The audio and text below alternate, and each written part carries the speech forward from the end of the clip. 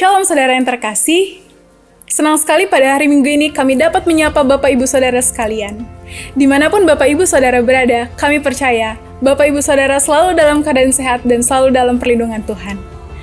Seperti yang kita ketahui, Indonesia kita saat ini sedang dalam masa-masa sulit, sehingga seluruh kegiatan dan aktivitas kita harus dilakukan dari rumah.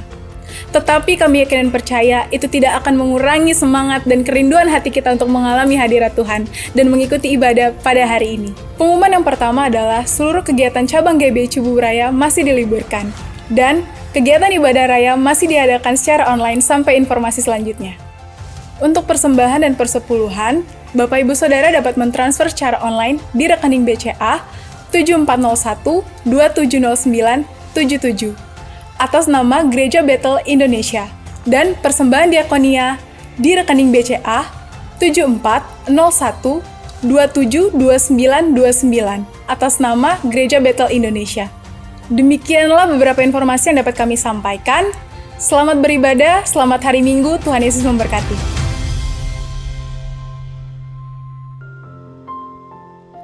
Shalom saudara-saudara yang terkasih di dalam Tuhan kita Yesus Kristus. Shalom. Selamat hari Minggu bagi kita semua. Puji Tuhan, kita percaya bahwa rahmat dan kasih setia Tuhan selalu Dia curahkan bagi setiap kita umatnya.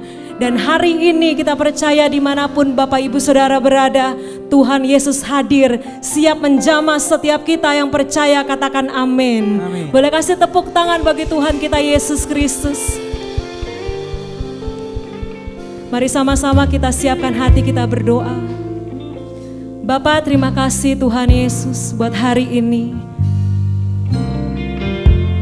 Kami mengucap syukur buat penyertaan Tuhan dalam hidup kami. Kasih setiamu selalu baru setiap pagi Tuhan. Hari ini Tuhan kami siap untuk memuji, menyembah Engkau, bersyukur Tuhan atas pemeliharaan Tuhan bagi setiap kami. Kami siap untuk melompat menari bagi Tuhan kami, sumber kemenangan kami. Kami percaya hari ini Tuhan Engkau melawat kami. Dan kami boleh mengalami perjumpaan dengan Engkau Tuhan Yesus. Terima kasih Bapa. Hanya di dalam nama Tuhan Yesus, mari bersama-sama kita katakan amin. Boleh kasih tepuk tangan bagi Tuhan kita Yesus Kristus. Haleluya. Puji Tuhan. Siap memuji Tuhan, amin. Waktu kami yang ada di layar Bapak Ibu Saudara memuji Tuhan, menari, melompat bagi Tuhan Yesus. Saya rindu Bapak Ibu Saudara yang ada di rumah sama-sama melompat menari bagi Tuhan yang mau katakan amin. Boleh kasih tepuk tangan bagi Tuhan kita Yesus Kristus.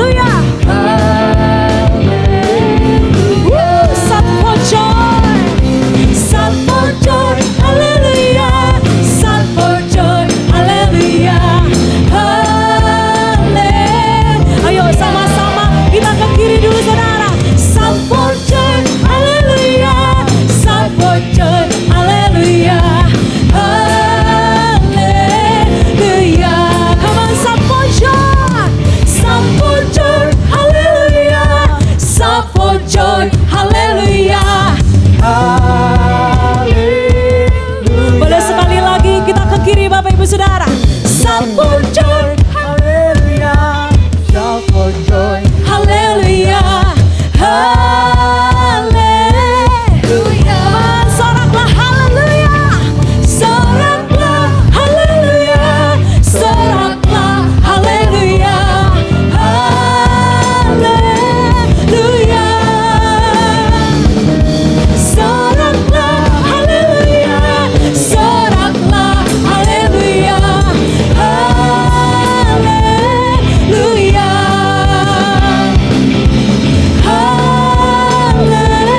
Haleluya,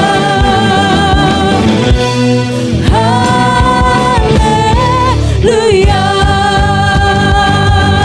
Soraklah haleluya, soraklah haleluya, soraklah haleluya. Tepuk tangan bagi Tuhan Yesus, saudara.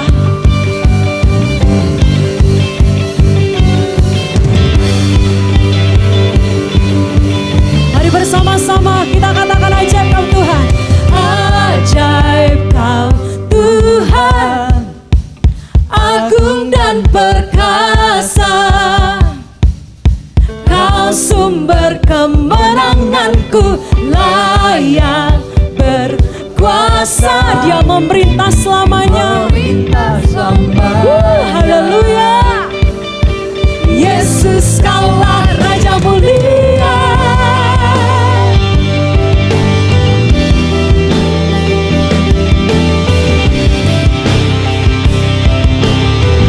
Mari bersama-sama kita katakan, tak terbayang kebesaran-Mu dan tak terbanding kekuatan-Mu Tuhan.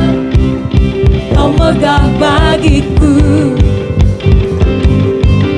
segenap jiwa dan pengharapan, telah ku serahkan untuk rencana-Mu Tuhan.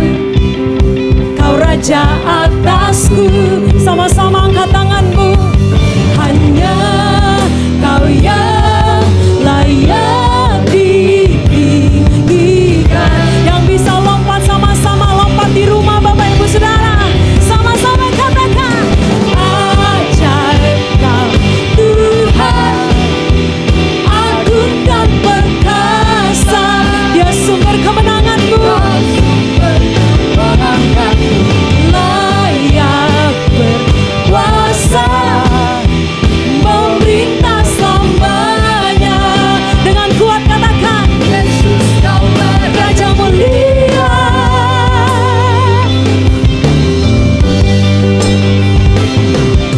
Tak terbayang kebesaran-Mu dan tak terbanding kekuatan-Mu Tuhan. Kau megah bagiku segenap jiwa dan pengharapan, telah ku serahkan untuk rencana-Mu Tuhan. Kau Raja atasku. Everybody sing, hanya Kau yang layak ditinggikan. Sekali lagi, mari sama-sama kita lompat saudara. Yang bisa berlompat sama-sama. Ajaib Kau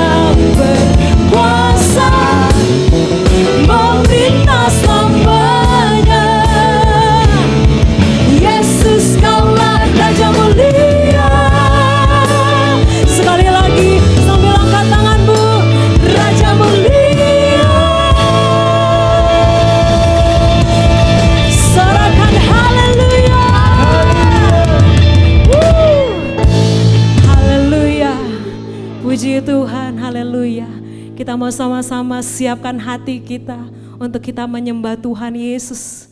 Puji Tuhan, haleluya.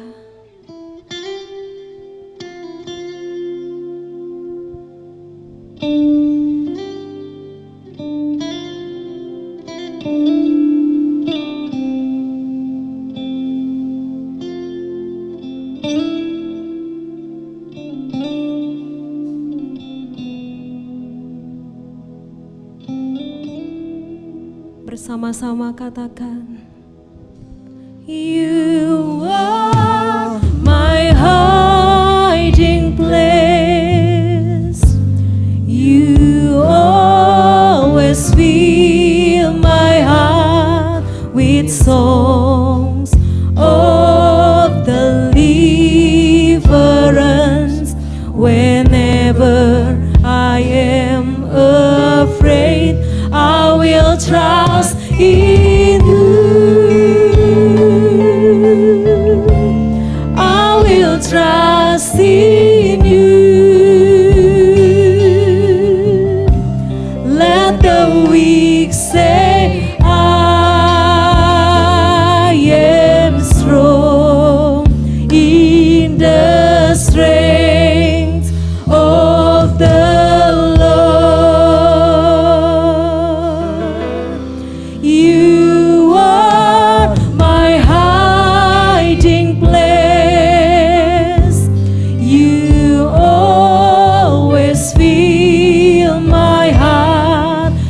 songs of deliverance.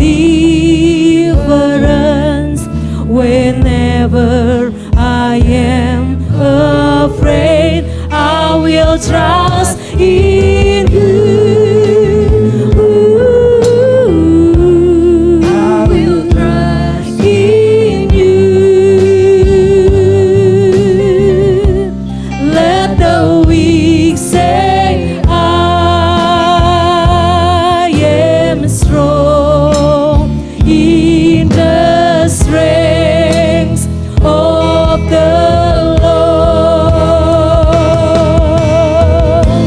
You are my hiding place.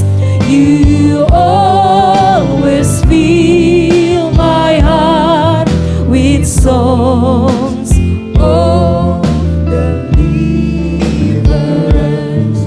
whenever I am afraid, I will trust in you. I will trust in you. I will trust in you.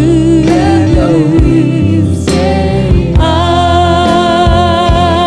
am strong in the strength of the Lord. I will trust in you.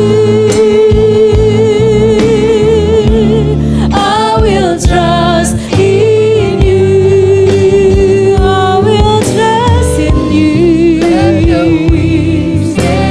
Kami percaya ada kekuatan yang baru, Tuhan. Mari sama-sama sambil angkat tanganmu. Katakan, I will trust in you. I will trust in you. I will trust in you. Let the weak say, I am strong in the strength. Sekali lagi sama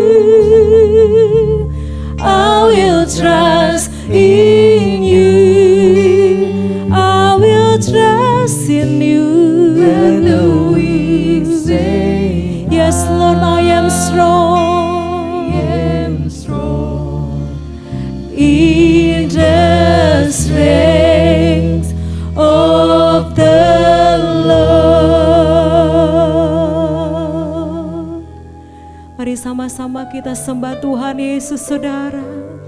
Angkat hatimu, angkat tanganmu. Engkau yang ada di rumah-rumah, sembah Tuhan Yesus. Sebab kami percaya Tuhan yang kami sembah, Tuhan tempat perteduhan kami, tempat persembunyian kami, tempat perlindungan kami yang teguh. Engkau Yesus Tuhan. Mari sembah Tuhan Yesus, saudara. Dia hadir dimanapun engkau berada. Dia rindu melawatmu, saudara. Angkat suaramu, angkat hatimu. Syaralanaba.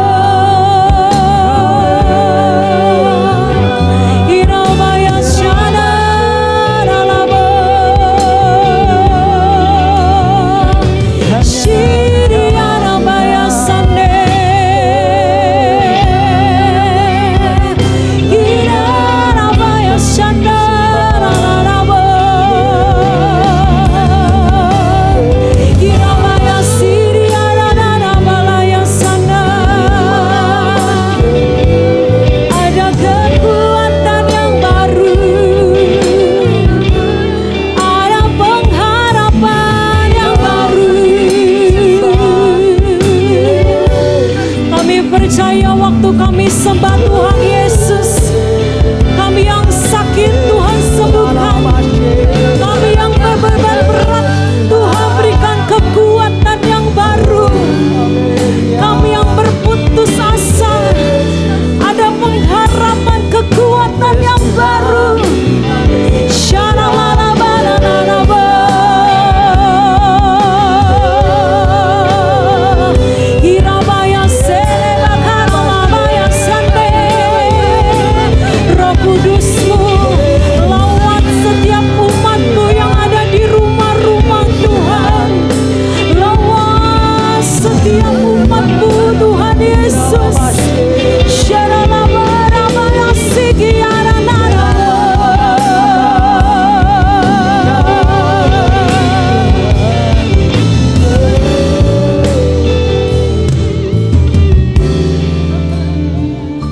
Dalam Yesus ku percaya,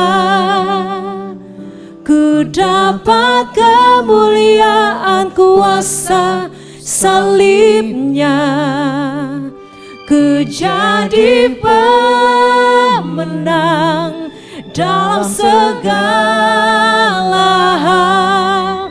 Kekuatanku,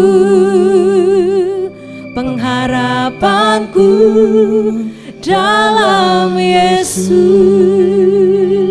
Mari sambil angkat tanganmu katakan dalam Yesus. Dalam Yesus ku percaya, ku dapat kemuliaan kuasa salibnya, ku jadi pemenang dalam segala hal. Dia kekuatanmu, saudara. Dia pengharapanmu. Oh yes Lord. Dalam Yesus. Katakan dalam Yesus. Dalam Yesus ku percaya, dapat kemuliaan kuasa salibnya, menjadi pemenang dalam segala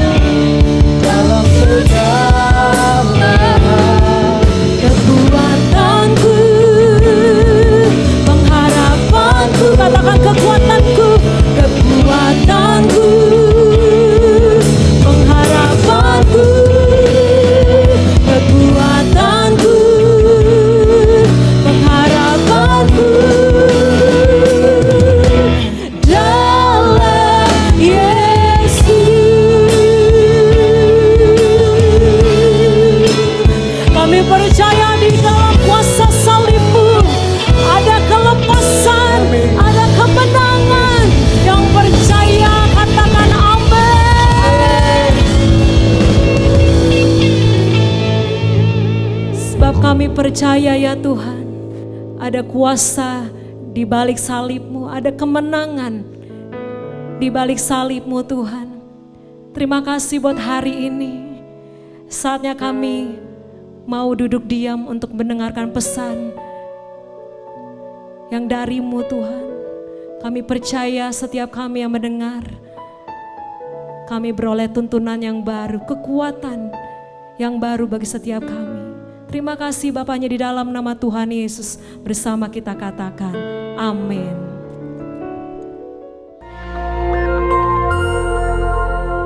Shalom, kesempatan kali ini kita akan membahas mengenai meneduhkan badai. Satu hal yang kita harus percaya adalah bahwa apa saja yang terjadi di dunia tidak lepas dari kontrol Tuhan. Adakah peristiwa dalam Alkitab yang mirip dengan situasi yang terjadi sekarang dan bagaimana penanganannya? Virus yang cepat menyebar dan menebar ketakutan pada banyak orang ini dapat dianalogikan seperti badai yang awalnya kecil namun kian membesar menjadi taufan. Alkitab mencatat peristiwa di mana Yesus dan murid-murid pernah menghadapi taufan yang dahsyat dalam Markus 4 ayat 36-39. Murid-murid Yesus yang pernah menjadi nelayan tentu dapat menilai bahwa taufan yang mereka hadapi sangat berbahaya.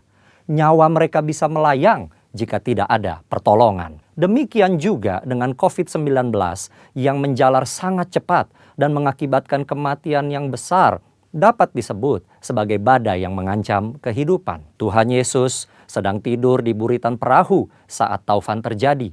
Dia bangun dan menghardik taufan itu. "Diam, tenanglah." Taufan menjadi reda dan danau teduh. Para murid heran, mengapa kata-kata Yesus begitu berkuasa sampai bisa memerintah atas alam? Jawabannya adalah di Yohanes 12 ayat 49. Yesus menjelaskan bahwa apa yang ia perkatakan berasal dari Bapa. Ketika Yesus diurapi Roh Kudus, salah satu tujuannya adalah untuk membawa firman dari Bapa. Yesus hidup senantiasa mendengar dan menurut kehendak Allah Bapa. Yesus mengajar berdoa dalam Matius 6 ayat 10, "Jadilah kehendak-Mu di bumi seperti di sorga."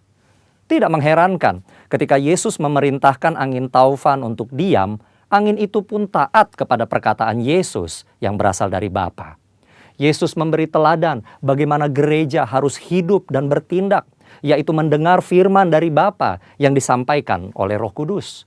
1 Petrus 2 ayat 21 menyatakan, "Sebab untuk itulah kamu dipanggil, karena Kristus pun telah menderita untuk kamu dan telah meninggalkan teladan bagimu, supaya kamu mengikuti jejaknya." Ketika hari Pentakosta tiba, Roh Kudus dicurahkan ke atas murid-murid. Roh Kudus memberikan kuasa dan tuntunan kepada gereja untuk melaksanakan firman dari Bapa, sebagaimana yang dicontohkan Tuhan Yesus. Tuhan Yesus menjelaskan dalam Yohanes 14 ayat 12 bahwa murid-murid akan melakukan pekerjaan yang lebih besar dari yang ia kerjakan. Pekerjaan yang dimaksudkan adalah tanda dan mujizat. Inilah salah satu yang harus dilakukan murid-murid setelah pencurahan Roh Kudus sebagai bagian dari penggenapan amanat agung. Saudara, ayat tersebut diucapkan Yesus sendiri. Murid-murid adalah orang berdosa yang menerima anugerah keselamatan untuk memberitakan keselamatan itu ke seluruh dunia. Tentu murid tidak lebih besar dari Yesus. Setelah Yesus pergi kepada Bapa, Bapa mengaruniakan Roh Kudus kepada murid-murid untuk melakukan kehendak Bapa. Jadi, ketika seorang murid melakukan pekerjaan mujizat, itu bukanlah kemampuan dari murid tersebut, melainkan hanya hasil dari kuasa firman dan Roh Kudus. Pekerjaan yang lebih besar terjadi setelah Roh Kudus dicurahkan. Semua yang Yesus lakukan adalah contoh bagi murid-muridnya, artinya juga bagi gerejanya. Akan ada kasus-kasus yang serupa dan mereka sudah diberitahu bagaimana menanganinya. Kita tentu ingin terbebas dari COVID-19 secepat mungkin. Setiap orang berupaya keras agar badai ini segera berlalu. Apa yang bisa kita berikan sebagai gereja dalam situasi ini? Tuhan mengutus kita untuk menjadi saksi dan pewarta Injil keselamatan. Kita berdoa, menguatkan yang sedang ketakutan, memberi bantuan kepada yang membutuhkan, serta upaya-upaya lain sesuai anjuran pemerintah dan menyampaikan kehendak Tuhan. Sebagaimana badai menjadi teduh ketika Yesus menghardik, maka pandemi COVID-19 pun perlu dihardik agar diam dan tenang. Dalam arti tidak lagi menimbulkan penyakit pada banyak orang. Tujuan akhir dari tindakan ini adalah orang-orang akan melihat Tuhan, berseru kepada nama Tuhan, dan akhirnya diselamatkan. Ini akan menjadi momen untuk menyatakan kasih dan kuasa Kristus kepada banyak orang. Di bagian berikutnya, kita akan membahas tentang kesembuhan ilahi. Tuhan Yesus memberkati. Shalom semuanya. Pada saat COVID-19 menjadi pandemi, kita harus bersiap-siap untuk memasuki krisis ekonomi. Krisis ekonomi dapat memicu krisis sosial. Sekarang kita mulai memasuki krisis ekonomi secara global, termasuk di Indonesia. Kita harus banyak berdoa agar krisis ini tidak berlarut-larut sehingga menimbulkan krisis sosial. Pada tanggal 17 April 2020, SMRC, yaitu Saiful Mujani Research and Consulting, merilis survei yang dia dapatkan. Survei menunjukkan bahwa 67% rakyat Indonesia mengatakan kondisi ekonominya semakin memburuk sejak pandemi COVID-19. Sebanyak 24% mengatakan kondisi ekonominya tidak mengalami perubahan. Dan hanya 5% mengatakan kondisi ekonominya lebih baik. Mayoritas masyarakat Indonesia, yaitu sekitar 77%, menganggap COVID-19 mengancam pemasukan atau penghasilan mereka.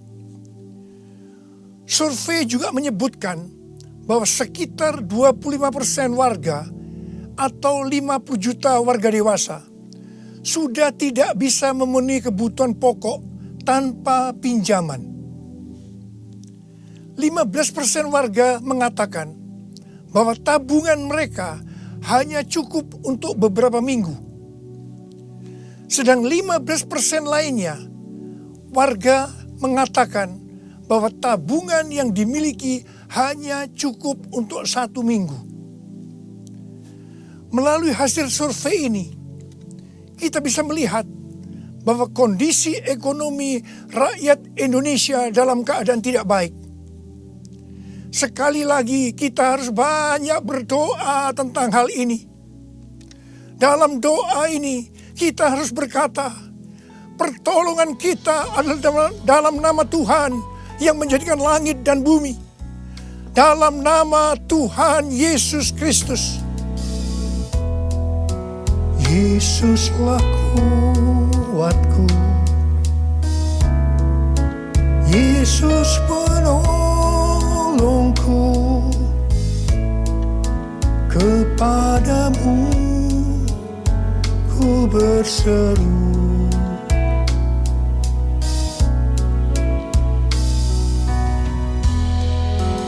Yesus perisaiku, ku serahkan hidupku. Yesuslah segalanya bagiku. Yesuslah segalanya bagiku.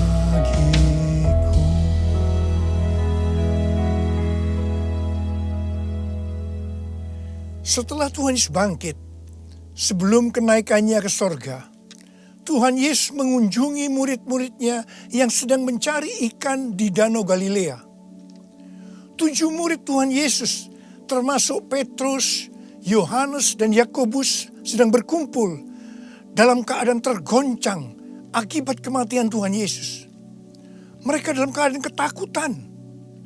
Secara ekonomi mereka juga tergoncang karena biasanya mereka selalu bersama-sama dengan Tuhan Yesus. Mereka kembali ke Galilea dan mencari ikan untuk kehidupan mereka. Pada saat itu mereka sepakat untuk mencari ikan. Alkitab mengatakan bahwa semalam-malaman mereka mencari ikan, tetapi mereka tidak mendapatkannya. Mereka tambah frustasi. Tiba-tiba dari darat ada suara yang berkata, "Hai anak-anak, adakah engkau mempunyai lauk pauk?" Dengan kesal mereka menjawab, "Tidak ada." Mereka semua tidak tahu kalau yang bertanya itu adalah Tuhan Yesus. Tuhan Yesus melanjutkan dengan berkata, "Kalau begitu, tebarkan jalamu di sebelah kanan perahu, maka engkau akan mendapat ikan." Perintah ini sebenarnya tidak masuk akal karena alasan pertama, hari sudah siang. Mencari ikan di Danau Galilea harus malam hari. Alasan yang kedua, jarak perahu dengan pantai hanya sekitar 200 hasta, yaitu sekitar 90 meter. Jadi tempat itu adalah tempat yang relatif dangkal. Padahal biasanya ikan ada di tempat yang relatif dalam. Tetapi mereka taat kepada suara itu. Meskipun mereka tidak tahu bahwa itu adalah suara Tuhan Yesus. Setelah mereka melemparkan jala di sebelah kanan perahu, apa yang terjadi? Mereka mendapatkan 153 ekor ikan besar-besar. Baru setelah itu mereka sadar bahwa yang menyuruh mereka adalah Tuhan Yesus. Pertanyaannya, mengapa mereka tetap taat meskipun mereka tidak tahu bahwa itu Tuhan Yesus? Jawabannya adalah karena mereka hidupnya intim dengan Tuhan Yesus. Pada masa kesesakan, biasanya tidak gampang untuk mendengarkan suara Tuhan. Tetapi orang yang hidupnya intim dengan Tuhan, mereka tetap bisa membedakan bahwa ini suara Tuhan, meskipun samar-samar. Suara ini adalah suara yang sering dia dengar, yang memberi tuntunan, memberitahu apa yang harus dilakukan. Pada saat kita memasuki krisis ekonomi sebagai dampak dari pandemi COVID-19, kita perlu mendengar suara Tuhan. Saya ulangi sekali lagi.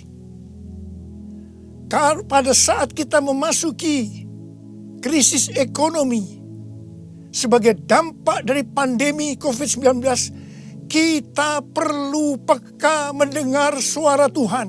Garis bawahi ini. Ada 3 macam suara. Yang pertama, suara Tuhan. Yang kedua, suara hati kita. Yang ketiga, suara iblis. Bagaimana kita bisa membedakan bahwa itu adalah suara Tuhan? Yaitu kalau kita hidupnya intim dengan Tuhan. Kalau hati kita melekat kepada Tuhan. Kalau kita dipenuhi dengan Roh Kudus. Dan kalau firman Tuhan tinggal di dalam kita. Kita akan tahu bahwa itu adalah suara Tuhan. Tuhan berbicara kepada kita melalui bermacam-macam cara. Bisa secara audible. Bisa melalui firman Tuhan. Bisa melalui nubuatan. Bisa melalui penglihatan. Bisa melalui mimpi. Bisa melalui peristiwa-peristiwa yang terjadi. Baik secara umum maupun yang ada di sekeliling kita. Dan lain-lainnya. Bagaimana kita bisa mengenali suara Tuhan? Sekali lagi saya katakan bahwa kita akan tahu kalau itu suara Tuhan Kalau hidup kita intim dengan Tuhan, kalau hati kita melekat kepada Tuhan, kalau hidup kita dipenuhi Roh Kudus, dan kalau firman Tuhan tinggal di dalam kita, Tuhan Yesus sangat menekankan kehidupan orang percaya yang dipimpin oleh Roh Kudus. Ini merupakan kunci kemenangan dalam kehidupan orang percaya. Sebelum Tuhan Yesus naik ke sorga, Dia memberikan pesan terakhir kepada murid-muridnya dalam Kisah Para Rasul 1 ayat 8. Tetapi kamu akan menerima kuasa kalau Roh Kudus turun ke atas kamu. Dan kamu akan menjadi saksiku di Yerusalem dan di seluruh Yudea dan Samaria dan sampai ke ujung bumi. Setelah Roh Kudus dicurahkan, mereka dipenuhi Roh Kudus. Dan dimulailah kehidupan yang dipimpin oleh Roh Kudus. Roh Kudus akan memberikan kepada kita perkataan untuk diucapkan dan kemampuan untuk melakukannya. Roh Kudus bukan hanya memimpin dalam kehidupan pribadi orang percaya, tetapi juga memimpin gerejanya. Dalam kehidupan bergereja, Tuhan menuntun melalui pemimpin rohani, yaitu gembala jemaat. Kepada para pemimpin jemaat, Roh Kudus menuntun untuk melakukan pekerjaan pelayanan dan melakukan amanat agung Tuhan Yesus. Sehingga gembala jemaat atau pemimpin rohani akan berkata, Tuhan berbicara kepada saya. Tuhan memerintahkan kepada saya. Hal yang seperti inilah yang saya lakukan selama 32 tahun dalam pelayanan saya. Setiap bulan Tuhan memberikan tuntunan. Dan kebanyakan tuntunan yang Tuhan berikan kepada saya, pada mulanya saya tidak mengerti. Tetapi saya percaya. Karena saya percaya, saya perkatakan tuntunan itu. Saya melakukan seperti apa yang Rasul Paulus lakukan. Karena aku percaya, maka aku berkata-kata.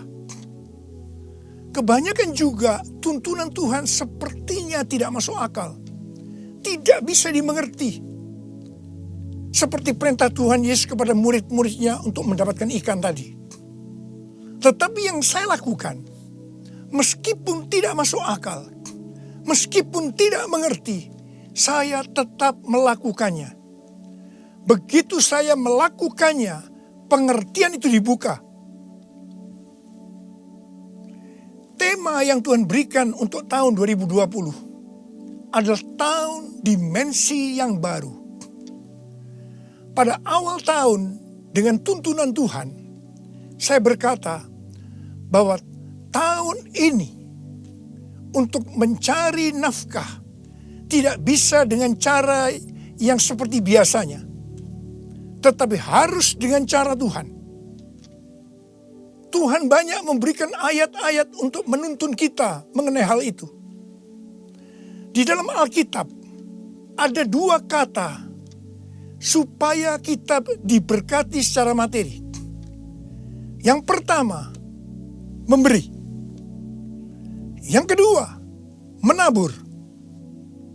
Di dalam Lukas 6 ayat 38 dikatakan, berilah dan kamu akan diberi. Suatu takaran yang baik, yang dipadatkan, yang digoncang, dan yang tumpah keluar akan dicurahkan ke dalam ribaanmu. Sebab ukuran yang kau pakai untuk mengukur akan diukurkan kepadamu. Amsal 11 ayat 25 berkata, siapa banyak memberi berkat, diberi kelimpahan. Dan Amsal 19 ayat 17 berkata, siapa menaruh belas kasihan kepada orang yang lemah, memiutangi Tuhan yang akan membalas perbuatannya itu. Banyak yang mempunyai pengertian, sekali lagi saya mau katakan, banyak yang mempunyai pengertian bahwa ayat-ayat tersebut hanya diperuntukkan bagi orang yang kelebihan uang. Bukan orang yang berkekurangan. Tetapi saya mau katakan bahwa ayat-ayat ini bukan hanya untuk orang yang kelebihan uang, tetapi juga orang yang kekurangan uang. Garis bawahi. Pada waktu Tuhan Yesus melihat janda miskin yang mempersembahkan 2 peser ke dalam peti persembahan, Tuhan Yesus berkata, "Aku berkata kepadamu, sesungguhnya janda miskin ini memberi lebih banyak daripada semua orang itu. Sebab mereka semua memberi persembahannya dari kelimpahannya. Tetapi janda ini memberi dari kekurangannya. Bahkan ia memberi seluruh nafkahnya." Saya percaya bahwa Tuhan Yesus akan memberkati janda miskin ini berlimpah, limpah, limpah. Amin. Pada waktu Tuhan menyuruh Elia datang kepada janda Sarfat untuk menghidupi Elia pada masa kekeringan, janda Sarfat ini hanya memiliki tepung dan minyak untuk membuat roti yang terakhir baginya dan anaknya.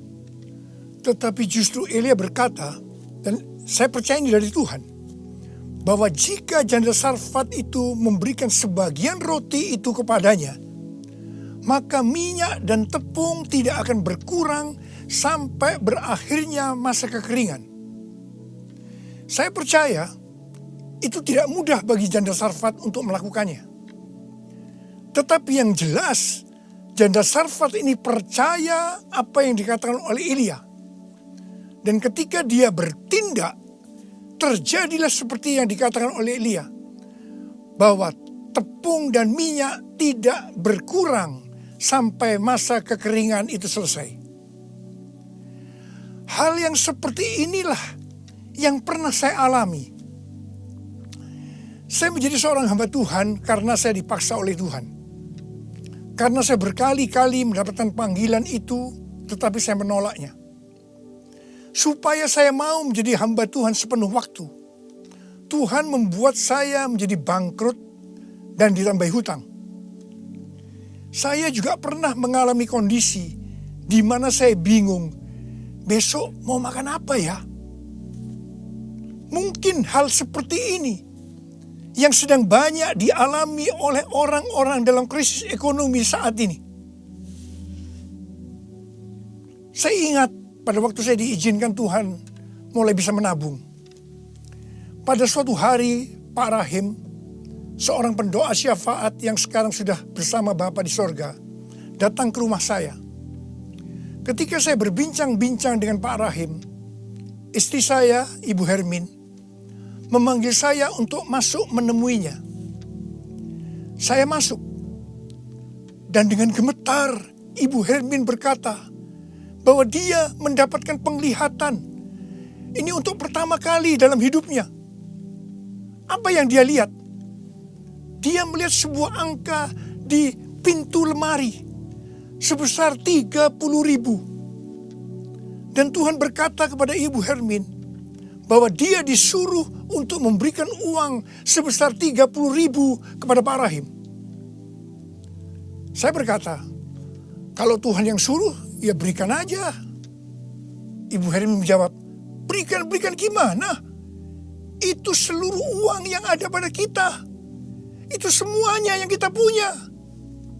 Saya sempat tertegun. Kemudian kita berdua menangis di hadapan Tuhan. Dan kita berkata, Tuhan, kami akan taat Tuhan. Kami akan berikan uang ini kepada Pak Rahim. Ketika uang itu saya berikan kepada Pak Rahim, langsung dia buka amplopnya. Dan dia hitung bahwa jumlahnya 30.000. Dan ketika dia tahu bahwa jumlahnya 30.000, langsung dia menangis dengan keras. Ternyata sudah beberapa malam dia sujud kepada Tuhan di pelataran rumahnya, meminta uang kepada Tuhan sebesar 30.000 untuk membiayai 6 pendeta yang dari desa yang ada di rumahnya. Pada waktu itu saya sempat bertanya kepada Tuhan, Tuhan, kok mintanya kepada saya ya Tuhan, yang uangnya pas-pasan dan kadang-kadang masih kekurangan, kenapa tidak minta kepada yang kaya? Tuhan hanya mengingatkan saya kisah tentang janda Sarfat tadi. Saya percaya, saya ada sebagaimana saya ada saat ini. Salah satunya karena saya melakukan itu. Mari, hari-hari ini kita akan bersatu melawan COVID-19 dan menabur untuk saudara-saudara kita yang terkena dampak. Karena itu, mari saudara-saudara yang sekarang mengalami dampak yang buruk dalam ekonomi akibat pandemi COVID-19 ini. Sekali lagi saya mau katakan kepada saudara, seperti yang tertulis dalam Amsal 10 ayat 22. Berkat Tuhanlah yang menjadikan kaya. Susah payah tidak akan menambahinya. Kalau saudara hidup sesuai dengan firman Tuhan, maka saudara pasti akan diberkati oleh Tuhan berlimpah, limpah, limpah. Tuhan Yesus berkata, jangan kamu khawatir. Jangan kamu khawatir. Jangan kamu khawatir. Apa yang akan kamu makan? Apa yang akan kamu minum? Apa yang akan kamu pakai? Semua itu dicari oleh bangsa-bangsa yang tidak mengenal Allah. Akan tetapi Bapamu yang di sorga tahu bahwa kamu memerlukan semuanya itu. Tetapi carilah dahulu kerajaan Allah dan kebenarannya. Maka semuanya itu akan ditambahkan kepadamu. Sebab itu janganlah kamu khawatir akan hari esok. Karena hari esok mempunyai kesusahannya sendiri. Kesusahan sehari cukuplah untuk sehari. Seperti yang Tuhan katakan kepada saya untuk menghardik COVID-19 dengan segala dampaknya. Mari, saya akan ajak saudara sekarang untuk menghardik COVID-19 dan krisis ekonomi. Dalam nama Tuhan Yesus. Di dalam nama Tuhan Yesus. COVID-19, krisis ekonomi, diam, tenanglah. Kita sedang berada dalam peperangan rohani yang dahsyat melawan iblis. Dengan melakukan itu, kita mendeklarasikan kemenangan. Puji Tuhan, sejak tanggal 16 April 2020 di Indonesia, angka kesembuhan pasien COVID-19 mulai melebihi dari angka kematian. Semakin hari, perbedaan angka kesembuhan dengan angka kematian semakin besar. Saya percaya ini merupakan penghiburan dan pengharapan bagi kita semua. Tuhan Yesus baik. Tuhan Yesus baik. Saya mengajak saudara untuk masuk dalam puasa dari tanggal 10 April sampai dengan 28 Mei 2020. Saya mengajak saudara untuk menatap ke depan dengan berkata seperti yang terdapat dalam Roma 8 ayat 28. Aku tahu sekarang bahwa Allah turut bekerja dalam segala sesuatu, baik enak maupun tidak enak, untuk mendatangkan kebaikan bagi aku yang mengasihi Dia. Aku percaya melalui semua peristiwa ini, aku akan makin serupa dengan gambar Yesus. Yang berarti aku menjadi murid Tuhan Yesus. Ingat, goal kita sebagai orang Kristen adalah untuk menjadi serupa dengan gambar Yesus. Yang artinya menjadi murid Tuhan Yesus. Tugas yang Tuhan berikan kepada kita adalah untuk melakukan amanat agung Tuhan Yesus, yaitu pergi memberi keterangan Injil dan menjadikan semua bangsa itu menjadi murid Tuhan Yesus. Pentakosta ketiga yang merupakan pencurahan Roh Kudus yang luar biasa di zaman now akan memberikan kepada kita kuasa untuk menyelesaikan amanat agung Tuhan Yesus. Mari saya mau berdoa buat saudara. Angkat tangan saudara. Bapa, kami hanya melihat hari-hari ini krisis ekonomi sudah melanda seluruh dunia termasuk di Indonesia. Mungkin ada banyak anak-anak-Mu yang kena dampak ini Tuhan. Tapi hari